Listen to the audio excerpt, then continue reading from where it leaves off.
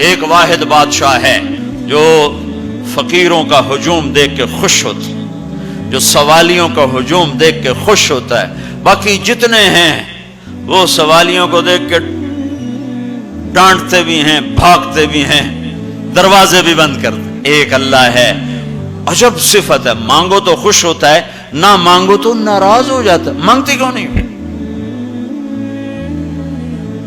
سب سے آخری جنتی کو اللہ تعالیٰ بڑے مزے سے نکالے گا جنت، اسے ایک اعلیٰ درجہ دینا ہے جو اس کا سٹیٹس ہے، سب سے آخری جنت، تو اس کو اللہ تعالیٰ جہنم پر لائے گا، پیچھے کمر جلے گی، آگے جسم محفوظ۔ تو اس کے دل میں اللہ سوال پیدا کرے گا، یا اللہ کہ مجھے جہنم سے تھوڑا باہر نکال دے، تیری بڑی مہربانی۔ تو اللہ کہے گا اور کچھ پھر مانگو گے؟ کہنے بالکل نہیں مانگتا ہوں۔ تو اللہ اس کو جہنم سے باہر نکال دے، تو آگے تھوڑی سی جنت دکھا دے گا۔ اب آدمی کی حرص و حوث تو ختم ہو نہیں سکتی، تھوڑی دیر بعد کہے گا یا اللہ وہ چھوٹی سی جنت مجھے دے دے، تیری بڑی مہربانی۔ تو اللہ کہے گا پھر اور تو نہیں مانگے گا؟ کہنے بالکل، تیری عزت کی قسم نہیں مانگتا ہوں۔ تو اللہ وہاں پہنچا دے گا۔ تھوڑی دیر کے بعد ایک اور اس کو درجہ دکھا دے گا۔ جب ادھر دیکھے گا، پہلے آدمی پیدل اور کہتے اللہ سائیکل ہی دے دے، جب سائیکل آ جاتا ہے پھر کہتا ہے اللہ موٹر سائیکل دے دے، جب موٹر سائیکل آ جاتا ہے پھر کہتا ہے اللہ گڈی دے دے، چاہے سزوکی کیوں نہ ہوئے، جب سزوکی آ جاتی پھر اللہ ٹوٹا ہی دے دے۔ تو آدمی کا حرص آگے آگے جاتا ہے، تو تھوڑی دیر تک تو دیکھتا رہے گا، پھر چپ رہے، پھر کہے گا جی اللہ یہ مجھے درجہ دے دے، تیری بڑی مہربانی۔ تو اللہ فرمائیں گے پھر آگے تو نہیں مانگو گے؟ نہیں، تیری عزت کی قسم آگے نہیں مانگتا۔ تو اللہ وہاں پہنچا دے گا، پھر اس کا اصلی مقام اس کو ظاہر کرے گا جہاں اس نے جانا ہے۔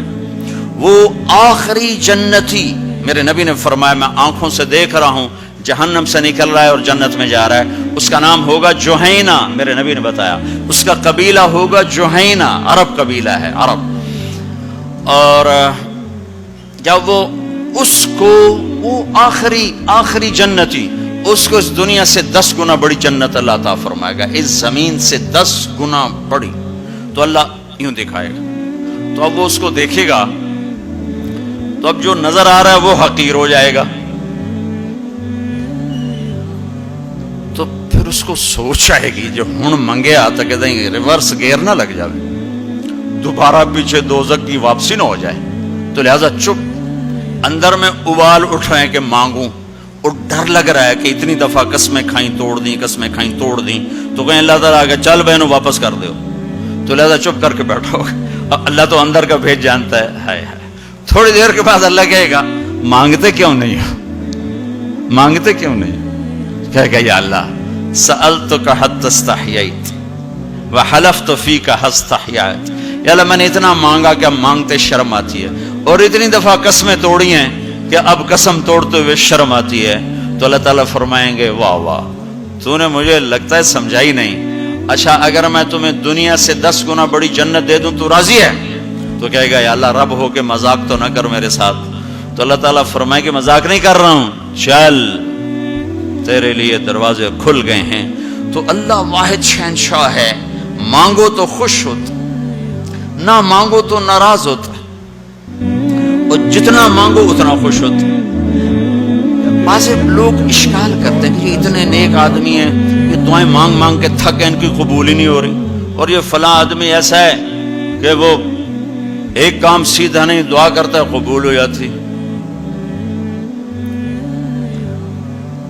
تو میرے نبی نے فرمایا کہ ایک اللہ کے تعلق والا بندہ یا بندی اپنی ضرورت میں اٹکا ہوا ہے اور اللہ سے مانگ رہا ہے اور رو رہا ہے، اوپر سے دروازہ نہیں کھل رہا ہے، کہتا پتہ نہیں کیا ناراضگی ہو گئی ہے، حتیٰ کہ فرشتے سفارش کرتے ہیں کہ یا اللہ یہ اتنے دیر سے بیچاری رو رہی ہے، یہ اتنے دیر سے رو رہا ہے، یا اللہ اس کا کام کر دے۔ تو اللہ تعالیٰ فرماتے احب ان اسمع حنینہ، مجھے اس کا رونا بڑا پیارا لگ رہا ہے، میں چاہتا ہوں کچھ اور رو لے، دے دیا تو پھر کہیں رونا، لہذا میں چاہتا ہوں تھوڑا یہ رو لے، اس لیے لیٹ ہو رہا ہے، اس لیے لیٹ نہیں ہو رہا کہ میں ناراض ہوں،